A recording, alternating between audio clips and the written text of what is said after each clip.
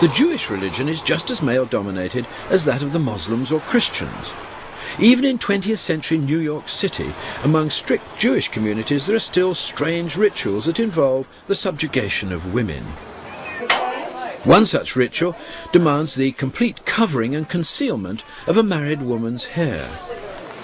In preparation for marriage, the bride-to-be used to have her head shaved, but now her hair may simply be cut short. Then, in an amazing example of contradictory thinking, a special wig of hair is made to place over her natural hair and totally conceal it. Yeah, since you said you wear it to the face, right? In this cunning way, she can privately obey her strict religious laws, while at the same time publicly remain a fashionable New Yorker.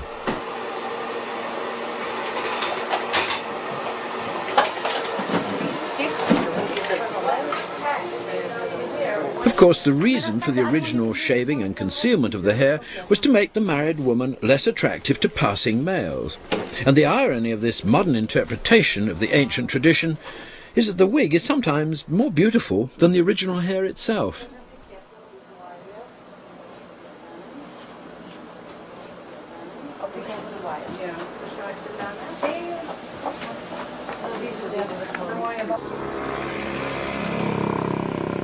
In India, in earlier days, women were sometimes concealed in a different way. Instead of having to hide just their hair, they were shut away completely.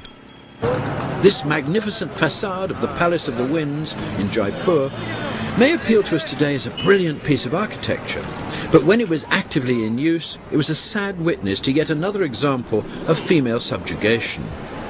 The reason it has so many windows, 953 to be precise, is because separate places had to be made available for each of the many wives and concubines who inhabited the palace and who were not allowed out into the streets to enjoy the hustle and bustle and freedom of social life. Instead, they had to sit wistfully at their windows, watching the passing scene below without themselves being watched.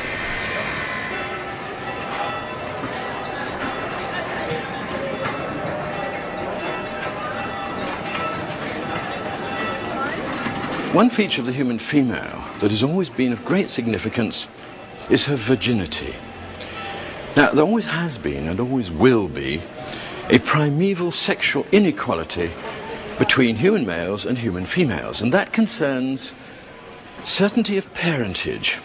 Obviously, when a woman has a baby, she knows it's hers, but the man can't be absolutely certain whether or not he is the father. Now, over the centuries, there have been a number of attempts to reduce that uncertainty, and some of those have been pretty brutal. The most horrific of all is the operation called female circumcision. It may come as a surprise to you to learn that there are over 100 million women alive today who've suffered that particular form of mutilation. The operation is too horrible to show you, but it's important to understand its significance. The removal of the external genitals of little girls is done specifically to reduce their sexual pleasure in later life, so that they'll be less likely to be unfaithful to their husbands. It's the ultimate abuse of women's rights, and although many authorities are strongly opposed to it, it still continues almost unabated in countries such as Nigeria, Ethiopia, Egypt, Sudan, Kenya and Somalia.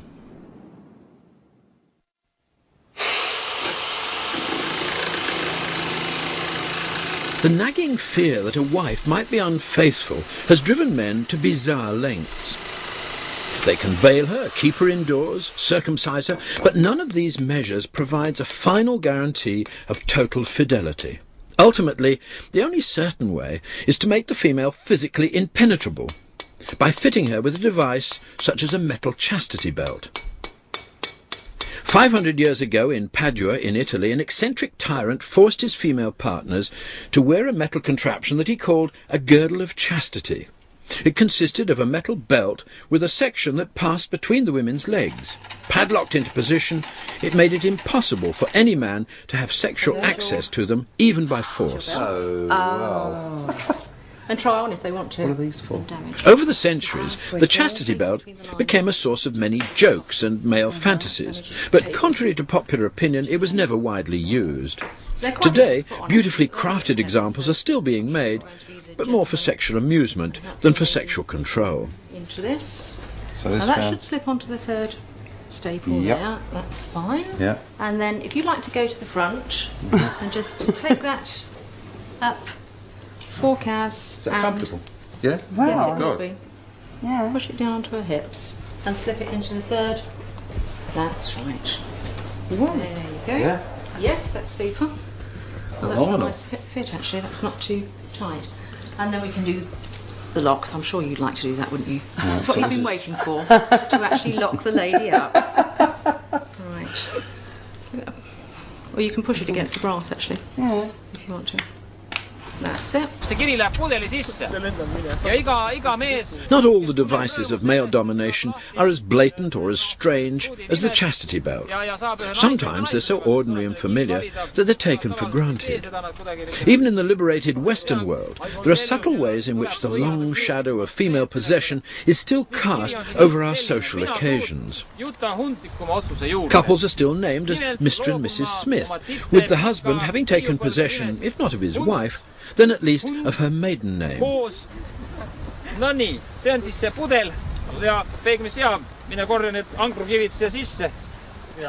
In Estonia, following a wedding, the bride writes her maiden name on a piece of paper and places it in a ja bottle. naised ka muidugi, ei ma ei ütle. Each of her wedding guests adds a small pebble to help make it sink, and the groom then seals the bottle and throws it as far as possible out into the sea. The bride makes a solemn promise not to swim or fish near the spot, and her maiden name is gone forever.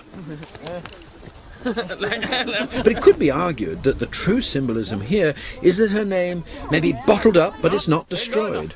So there's always the thought that one day the bottle could break and her name would escape once more, or that it would be found by a diver or a fisherman.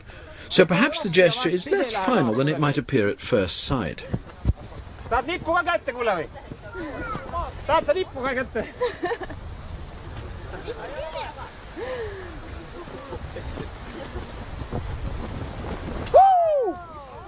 Ei kuule nagu seda rõõmu.